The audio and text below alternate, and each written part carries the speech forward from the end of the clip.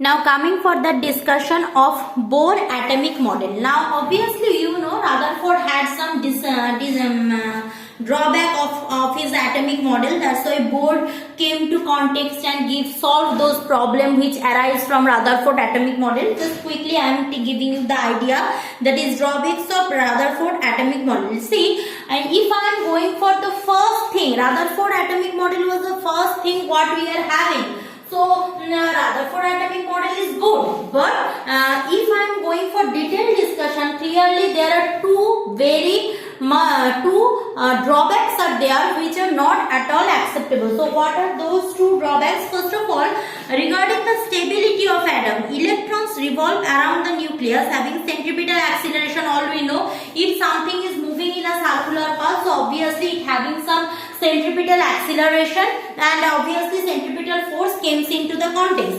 So obviously electron has centripetal acceleration. According to the electrodynamics, what we studied means static electricity and also that Coulomb's law of electricity, all things together called electrodynamics. So if I am going for that electrodynamics concept, then accelerated charged particles radiate energy. Obviously, if a charged particle accelerated, when you will go for that magnet or electromagnetic part further, you know, we will let you know that when there is a charged particle which is accelerated, so obviously it radiates energy. Hence, electromagnetic wave should be continuously radiated because electrons is a charged particle. So, charged particle moving. So, obviously from my concept, there is a electromagnetic energy. Now, electrons moving continuously, there is a electromagnetic energy or electromagnetic waves are coming. So, obviously,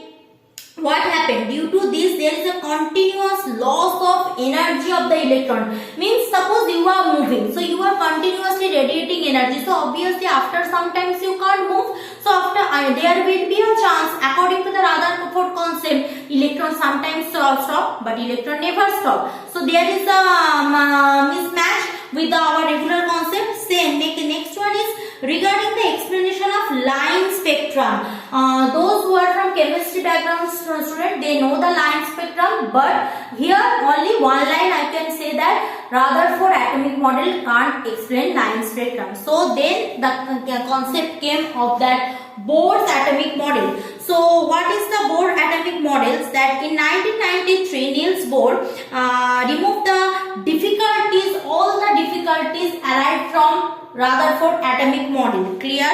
And not only Bohr's, then after that they Bohr also take the help of Planck's quantum theory, and from that both Planck's quantum theory and Bohr's atomic model we are having postulates of Bohr theory. What are the postulates?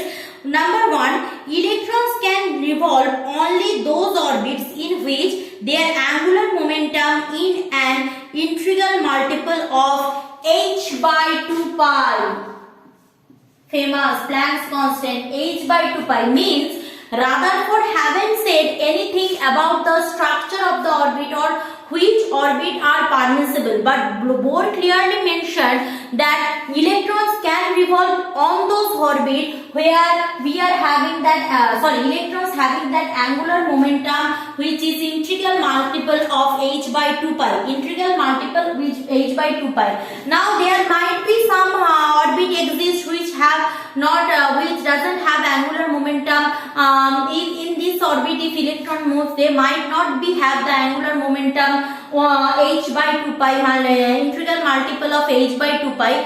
So that are not permissible. Through that, electron will not move. So electron can move only those orbit where we are having electron having the angular momentum h by 2 pi, integral multiple of that. Now, since we are having that concept, so what we know that we can write that if suppose electrons are moving in an orbit, suppose this is the electrons moving in an orbit. I am not talking about nucleus. So from this one, suppose radius of the orbit, clear? Suppose m is the mass of the electron, and during the motion it having a speed v. So if we are having like that, we know what? That angular momentum what? mvr. So electron can move when mvr equal to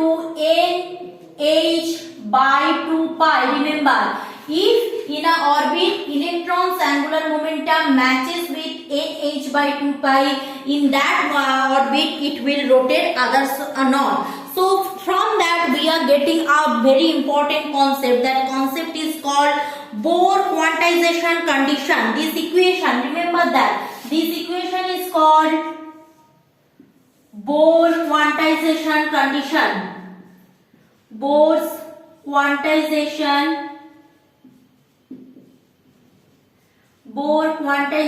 condition. This equation is called Bohr quantization condition.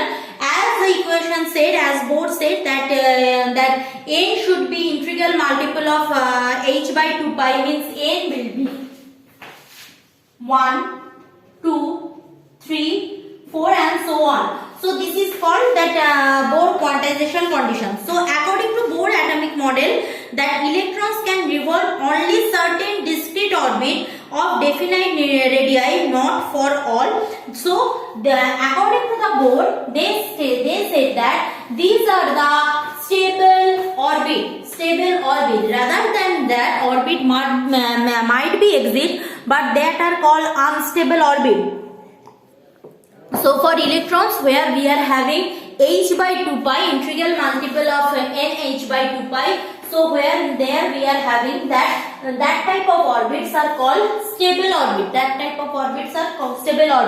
So done the first postulates of Bohr. Second postulate given, when an atom receives energy from outside, what is happening? Then one or the outer electrons leaves its orbit and it go to some higher orbit. This state of atom is called excited state. So what they said, suppose this atom is getting a energy from outside. So obviously the electrons getting kinetic energy. So if electrons getting kinetic energy, obviously they will move from lower orbit to the higher orbit. That is also a concept of Bohr. So obviously when the electrons coming from higher to lower orbit, they will again radiate. So if I am telling that suppose this is the lower orbit, here we are having energy E1, and higher orbit, suppose next orbit, we are having energy E2. So I am moving from here to here by absorbing the energy. Now when it is my wish, when I am coming from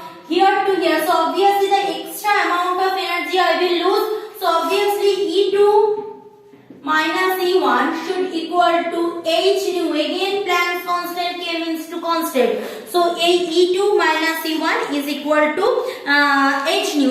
So this is called Bohr's frequency condition. So this one is called Bohr quantization condition and this one is called Bohr's frequency condition. Remember that all the Bohr atomic model, I want only these two which can validate Rutherford atomic model, So what Rutherford's drawback clearly solved by these two concepts, that is Bohr quantization condition. What is that? They said electrons can move only those orbit where MVR or angular momentum is equal to nh by 2 pi, where h is integral multiples of 1, 2, 3, and another one when atoms absorbing energy from outside. So electrons from lower energy orbit to move from higher energy orbit on the same context, if it is coming from higher energy to lower energy, so obviously the extra energy will be emitted as h nu. So this is Bohr frequency condition, Bohr quantization condition.